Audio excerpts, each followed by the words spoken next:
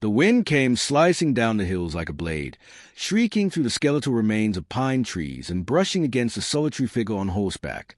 Snow fell in sideways flurries, clinging to his coat, his beard, his lashes, trying to bury him before he even reached his destination.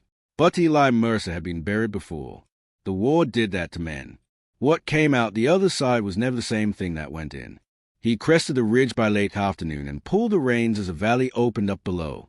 The ranch sat in the crook of two frozen creeks, surrounded by hills that hunched like sleeping giants. A weather-beaten archway stood at the entrance, tilted and half-broken, its sign swinging in the wind, * McBride Ranch. Keep out star.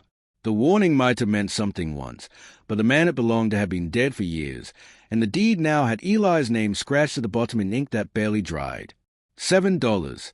That's all it cost. $7 for 100 acres of winter-bitten land, a rotting house, 2 barns that probably leaned more than they stood, and silence.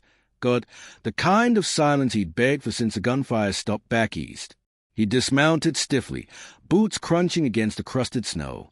His horse, a stubborn gray gelding with a scar under one eye, snorted as if to say they both made a mistake. Eli didn't argue. The front porch groaned beneath his weight. The door, once red, now dulled to a sickly rust color, hung crooked on its hinges. He pushed it open, rifle slung low, finger brushing the trigger. The air inside was colder than out. Old wood and old blood held the chill like a grudge. Dust motes danced in the shaft of light that pierced the boarded window. He took a cautious step forward. There were signs of habitation, but none recent. A faded quilt still hung over the back of a rocking chair. A cracked teacup sat on a crooked table. Scraps of newspaper clung to the walls like frost-bitten memories. But it was a stain in the corner, dark, wide, and sunken into the floor, that gave him pause.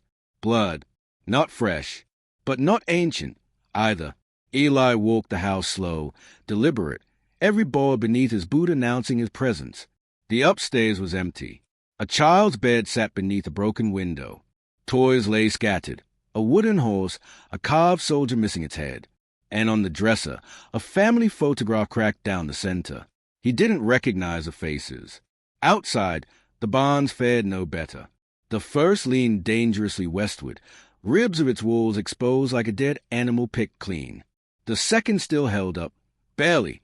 Inside, old tools hung on nails, rusted and forgotten. A stack of straw crumbled in the corner, damp with rut. As he turned to leave, he caught something, movement. Just a flicker, a shadow slipping between slats of broken wall. He raised the rifle, eyes narrowing. Nothing. The wind howled louder now, rattling loose boards and whispering lies. He stepped outside and glanced toward the tree line beyond the fence. Quiet. But his instincts, honed on battlefields and enemy camps, told him otherwise. Someone was here. He didn't sleep much that night. The fire cracked low, casting flickering shadows along the cabin walls. The cold pressing from every side, and still he left the corner of the stew pot near the door, just in case. Just in case the figure he thought he saw was more than a trick of light. By dawn, it was gone. Pot empty. Cleaned. He rose slowly, eyes scanning every inch of the room. The door was still locked from inside. Windows undisturbed. No tracks in the snow. Nothing to prove he hadn't simply imagined it all, except the missing food. He leaned back in the chair, rubbing a hand over his face. He didn't believe in ghosts, but he knew desperation when he saw it. On the third day, he found footprints. Barefoot, small, maybe the size of a child's. They circled the cabin, darting from bush to fence post like something wild. He followed them to the edge of the barn, where they vanished beneath a wallboard warped just enough to hide a small body. He knelt, rifle ready. "Don't run," he said softly. Silence. Then a pair of dark eyes peered out at him, wide, frightened, rimmed with exhaustion. A woman, young, though the fear in her gaze made her ancient. Her skin was pale beneath the date, her black hair tangled and pinned back in haste. She clutched something to her chest. A child. A boy, maybe 6, barely more than skin and bone, wrapped in a threadbare blanket. His eyes didn't meet Eli's. They stared somewhere far beyond. She didn't speak, just stayed, trembling, ready to bolt. "I ain't gonna hurt you," Eli said. "You're safe. I don't want nothing, Dut." She didn't move. I don't need to know your name. You don't need to know mine. But there's food in the cabin and a fire. You look like you've been running a long time. And it's too damn cold to keep running, duh. The silence stretched thin between them. Then, like a day, she slipped backward into the shadows. Gone. He didn't follow. That night, he left food out again, more this time. Bread, some salted pork, the last of the beans. By morning, all of it was gone. The next few days passed in a pattern. He'd wake, fixing the roof, patching the barn, chopping wood, always under the sense of being watched. At dusk, he'd set food out. At dawn, it would be gone. And sometimes, not always, but sometimes he'd find something in return. A single polished stone on the windowsill. A small woven bracelet. Once, a flower pressed between two pieces of wood. Peace offerings. He began to speak aloud during the day, knowing she could hear. He told stories, not the war, but other things.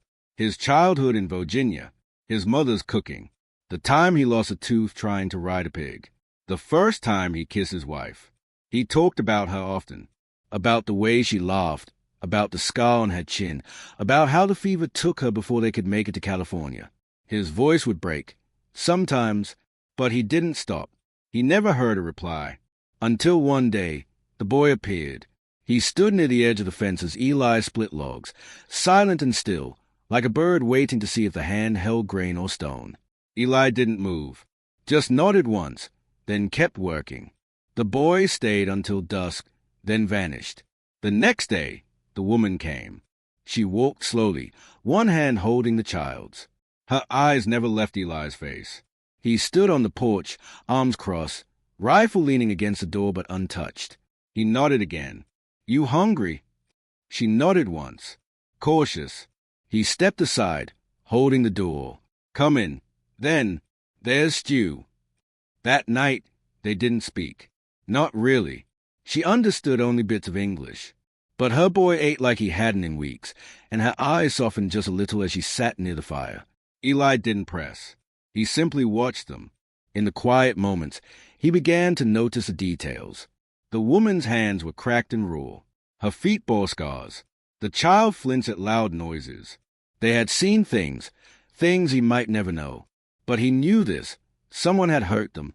Someone had driven them to this place. And they had survived. Somehow. Later, when they left, she placed something on the table. A carved piece of wood. A bird, wings open. Delicate, careful, beautiful. He touched it with reverence.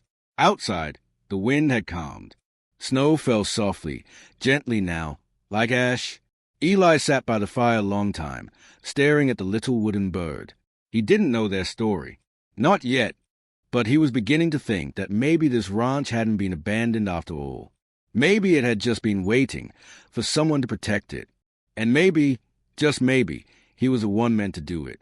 The train had been gone nearly an hour, but its smoke still hung in the sky like a bad memory. Eli Mercer watched it vanish across the blinding prairie from where he stood in the rusted frame of the old rail station, one hand gripping the letter in his pocket like it might still change its mind. He'd meant to leave, meant to ride that train west and never look back at the cursed patch of earth they once called Mercer Ranch. But something had stopped him. Not a voice, not a vision, just a figure. She had been there, just beyond the platform, not speaking, not even looking at him. But he saw her. Long black coat, wide straw hat, bare hands clutching a small boy's.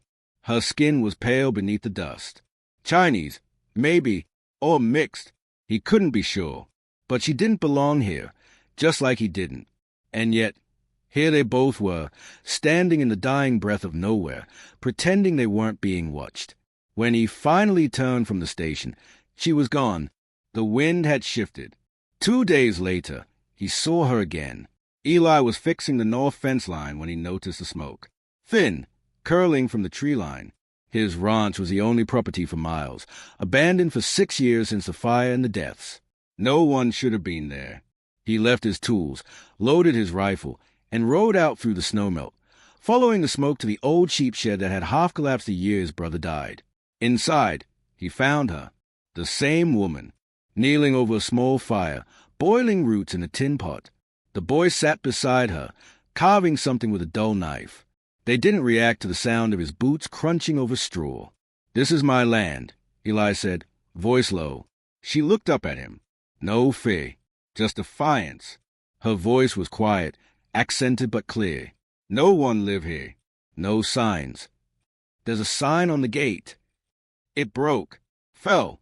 We fix it." He stared at her, at the child, no more than 7, maybe 8.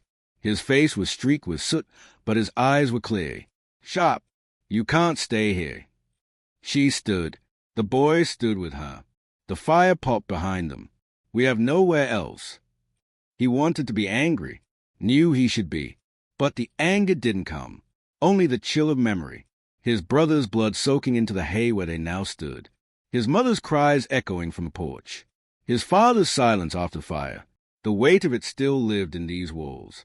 "You can stay one night," he said, "then you move on." She nodded. "Thank you." He didn't ask her name, and she didn't ask his, but he didn't sleep that night. Not well, kept hearing footsteps outside the cabin, the creak of doors that no longer existed. The woman and her boy stayed in the barn. He left them a jug of water and a half loaf of bread. In the morning, she was gone again, or so he thought. Later that week, he found a trail of footprints by the creek, tiny ones. The boys. He was setting snares along the bank, competently, like he'd been doing it for years. Eli watched from a distance. The boy never looked up, but he knew he was being watched. That evening, the woman returned. "You said one night," Eli reminded her.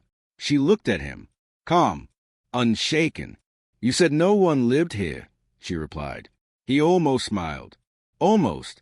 She told him her name was Mai Lin. The boy's name was Dao. She didn't say where they came from. He didn't ask.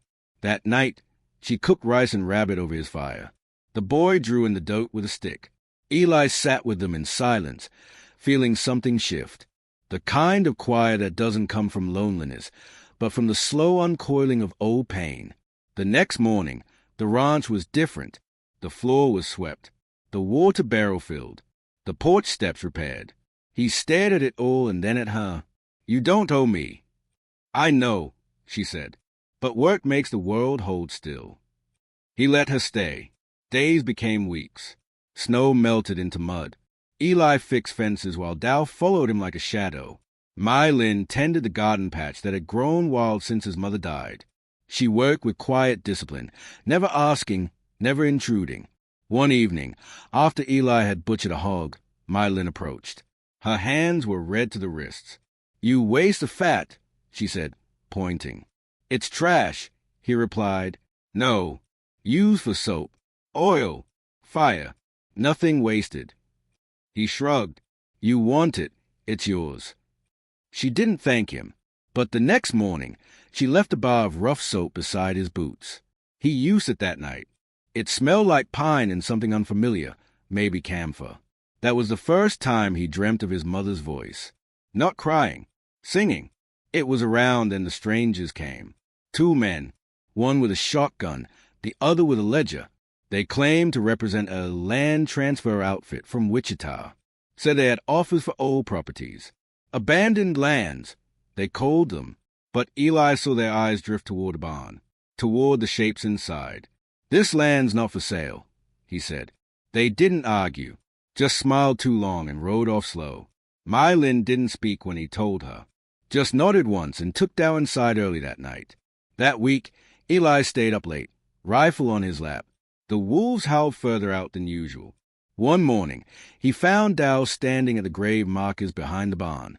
3 wooden crosses, one broken. The boy looked up. "Your family?" Eli nodded. "They watch you." "I think so." Dao frowned. "My father's bones are in the sea." "I'm sorry." The boy didn't respond, just went back to tracing letters on the cross. Later that day, Mai Lin brought him a carved piece of wood. New, smooth, a name etched in Chinese. "What's it say?" he asked. "Mercer," she said. He took it, turned it over in his hand. For the first time in years, he placed a fresh mark at the foot of the graves. That night, the strangers returned. 3 this time. One knocked. The others circled wide. My Lin had the boy hidden in the root cellar. Eli opened the door with a rifle in one hand. "Mr. Mercer," the leader said, tipping his hat, "we hear you're harboring what don't belong on white land." Eli didn't flinch. "You heard wrong. You gonna let us check?" "No. That a no with teeth. That's a no with graves." Silence. One of the men moved toward the barn. My Lin stepped out then, rifle in hand. The man froze. "She shoot?" one asked. "She's been through worse," Eli replied. The leader sighed. "Ain't worth it." "Then ride on." They left, but it wouldn't be the last time. After that, the lines were clear. My Lin and Dow no longer guests. They were Mercer Ranch now, like Eli, wounded, watchful, still standing. One morning, he found her in the barn, crying quietly over a spool of thread. He didn't speak, just sat beside her. "Eventually," she whispered, "I used to sew for generals. Before the boats." He nodded. "I buried a child in Arizona," she said. "I buried a brother." They didn't speak again, but something passed between them. Not forgiveness, not comfort, just recognition. That night, Dow placed 3 small bowls at the table. When Eli sat down, the boy said, "Now it's even." Eli didn't ask what he meant. He didn't need to. A storm came through the valley the next day. Torn fences, broken limbs, mud thick enough to swallow a mule. Eli worked until his hands bled. My Lin stitched them without a word.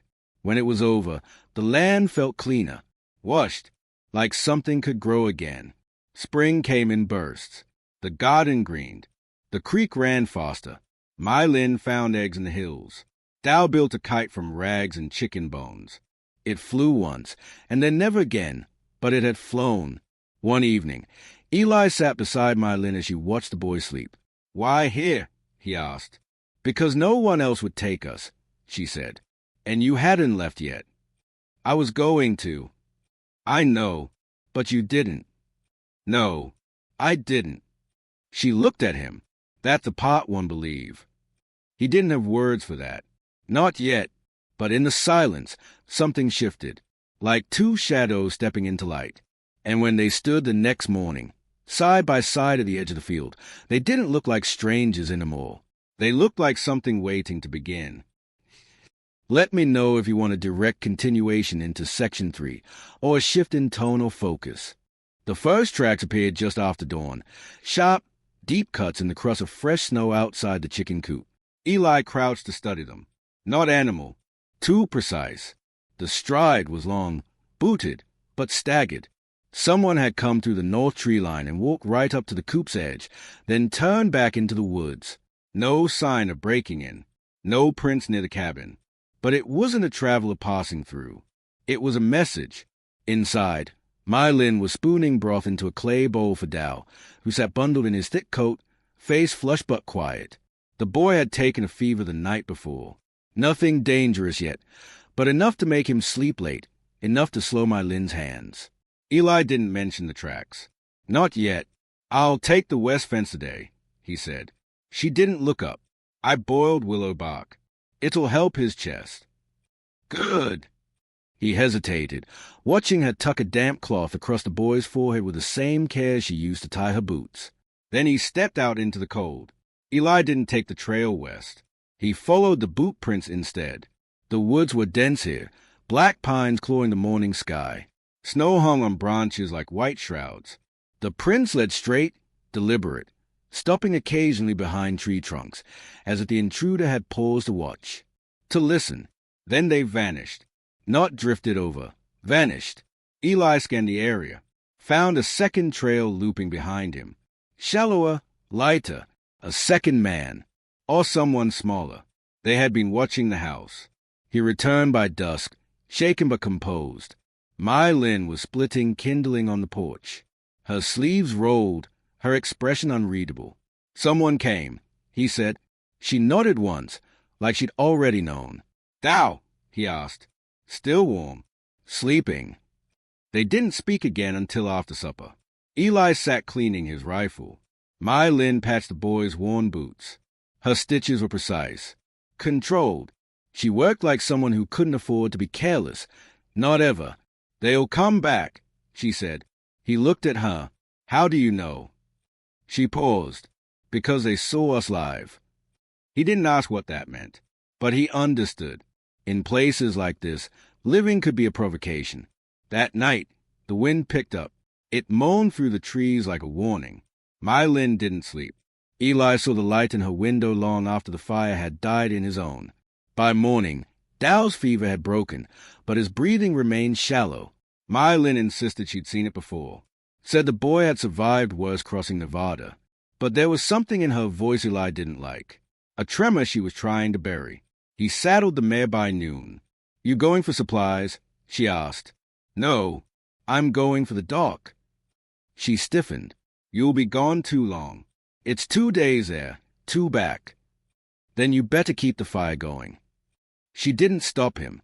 The road to Fairburn was a flat ribbon of white beneath a graying sky. The wind cut like razors. Eli rode fast, barely pausing at the halfway creek. By the time he reached town, darkness had swallowed the horizon. Dr. Avery was older now, thinner, but he still carried the same stubborn calm he'd had when Eli was a boy. The man didn't argue, just pack his bag and mounted up. They rode back through a snowstorm. By the time they reached the ranch, it was dawn, and the blood was already in the snow. It streaked the porch, thin at first, then thickened near the threshold. My Lynn, sewing needle, lay bent in the doorway, crusted red. The door was open. Eli's heart clenched. He charged in first, rifle drawn. Silence. Then a voice. Down here. My Lynn called weakly. They found her beside the root cellar, one hand pressed to her side, the other holding a blooded hammer. A broken revolver lay nearby. I got one, she said through clenched teeth. Where's Dow? Eli asked, kneeling. She nodded toward the cellar. His safe. Avery moved to her wound, deep, jagged along her ribs. How many came? Eli asked. 3. All dead. 1 ran. The others. She didn't finish, but the look in her eyes was answer enough. Avery worked fast. My Lynn didn't flinch, didn't cry out. She bit down on a strip of leather and stared past Eli like she was somewhere else. Eli found the bodies an hour later, one slumped by the chicken coop, the other face down in the corral. Both armed, both strangers. He dragged them to the edge of the woods and left them there for the crows. Later, when Dow emerged, he didn't cry, just stared at the blood, then at his mother's pale face. Did they want our food? He asked. No, Eli said softly. They wanted something we didn't give. That night, they buried the bodies in unmarked ground. Snow fell gently as they worked. Afterward, My Lynn stood at the window, wrapped in Eli's coat. This will not end here, she said. Eli nodded. Then we don't stop either. She looked up at him. I was going to leave. Take Dow and disappear again. I know, but we can't keep running. No. Her hand found his. Cold, trembling. But we fight, she whispered. This land, this life, it's worth that. Eli didn't reply. He didn't need to. Outside, snow covered the blood, but the ground remembered. And so did they. Let me know when you're ready for Section 4 or a new story.